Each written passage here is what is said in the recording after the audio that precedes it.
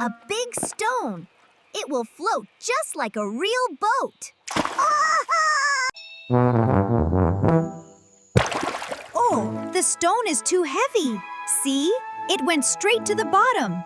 Wait! Let's try something light. Try the stick.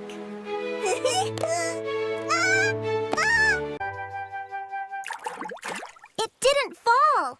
Look, the water is holding it. The ball is light too. The water pushes it up.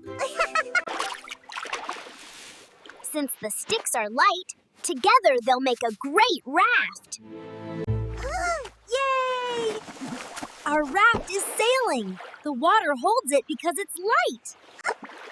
Oh, I see. Metal is heavy too. It will pull our raft down.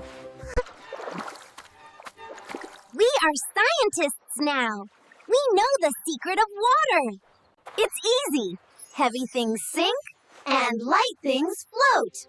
Now you try. We hope you had fun learning with us today. Don't forget to like and subscribe for more science fun.